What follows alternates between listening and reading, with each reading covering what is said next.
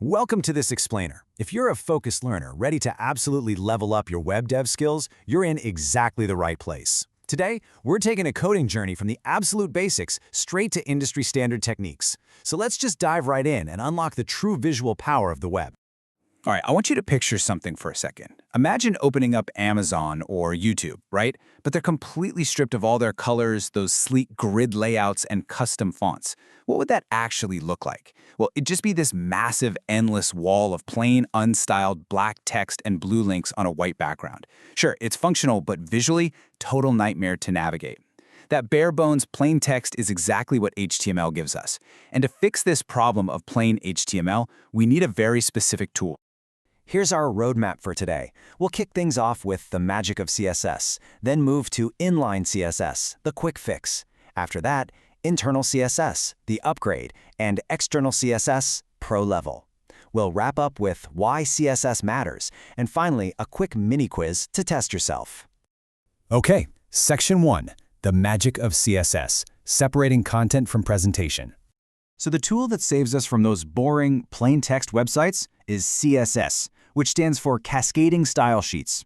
Basically, it's a style sheet that provides the exact rules for how HTML elements should be displayed. It controls the layout, the colors, fonts, spacing, and even how the site responds to different screen sizes. Think of it kind of like this. If HTML is the raw wooden framing and the foundation of a house, CSS, that's the interior design, the fresh coat of paint, the plush furniture, and the landscaping. But most importantly, it separates the content, the HTML, from the presentation, which is the CSS. Moving right along to Section 2, inline CSS, the quick fix, applying styles directly. Let's actually see this code in action. Check this out. We're using an inline style here. Notice the style attribute placed literally right inside the H1 opening tag. We've set the color to red and the font size to 24 pixels. And then over on the right, you see the exact output, a crisp, red 24-pixel hello world. It's super immediate and it acts directly on that single specific HTML element. So the key takeaway here is that inline CSS is applied directly to an HTML element using that style attribute. Now, this is a fantastic quick fix if you just need to tweak one tiny thing on the fly, but a quick warning for when you're just starting out. A very common mistake is relying on this way too much.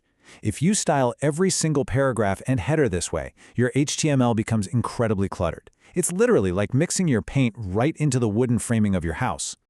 Let's step it up a bit. Section 3. Internal CSS, the upgrade, moving styles to the head. To clean up our code, we're going to upgrade to internal CSS. Take a look at this snippet. Instead of shoving the style directly onto the paragraph tag down in the body, we've actually moved it up into the head section of the HTML document, perfectly wrapped in a style tag. We're targeting the P tag, telling the browser, make the text green and 18 pixels large. And boom, there's our smooth green output. Internal style sheets, which you might also hear called embedded style sheets, are defined inside that style tag right within the head section. And you know, this is a brilliant upgrade for a single-page project because it keeps your body code nice and clean. Every single paragraph on this one page will turn green automatically. But think about this for a second. What happens when we aren't just building one page, but an entire platform with thousands of pages? Copying and pasting that head section everywhere? Yeah, that would be an absolute nightmare. Which brings us to the real climax of our coding journey. Section 4, External CSS, Pro Level, managing styles across multiple pages. This right here is the industry standard. This is how the pros do it. To implement external CSS, we follow a super simple three-step chronological procedure.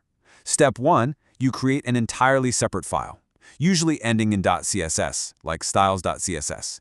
Step 2, you write all your CSS rules inside that new dedicated file. And step 3, you go right back to your HTML document's head section and use a link element to connect the two together. Let's see how this actually builds out a real-world project. Over in our HTML head, we drop in our link element, and the real magic happens with the href attribute, which points directly to our separate styles.css file. Then, inside that completely separate CSS file, we tell paragraphs to be purple and 20 pixels large. Because they're linked, the HTML page updates instantly. The best part? You can link this exact same CSS file to one page or literally 1 million pages and control the layout of all of them from one single centralized location. This really brilliantly illustrates the progression we've just made. So let's summarize it. Inline goes inside the HTML tags, best used for a single unique element. Internal goes inside the head section, which is perfect for a single web page, and external uses a separate .css file, making it the absolute go-to for multiple web pages. Consider this your cheat sheet for knowing exactly when to use which method. Let's look at the ultimate payoff here. Section 5. Why CSS matters. The core advantages. By mastering external CSS, you unlock some truly massive benefits.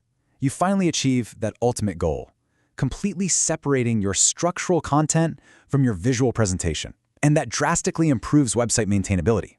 Think about it. If the marketing team suddenly wants to change the primary brand color from blue to green, you don't have to go in and edit 5,000 individual HTML files. No way! You just change one single line in your external CSS file, and the entire website updates instantly. It completely reduces code duplication and guarantees consistent styling across every single page.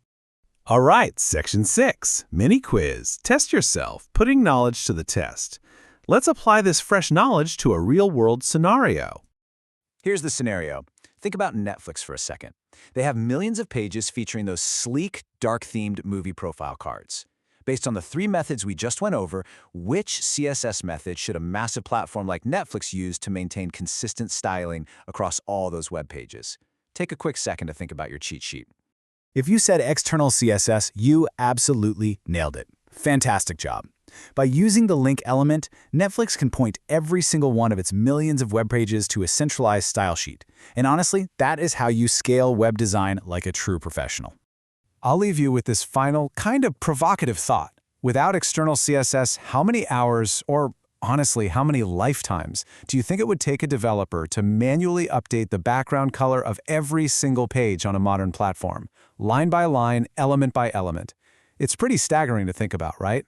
But that is the true power you hold when you master CSS. Thank you so much for joining me in this explainer. Keep practicing those styles, and I will see you next time.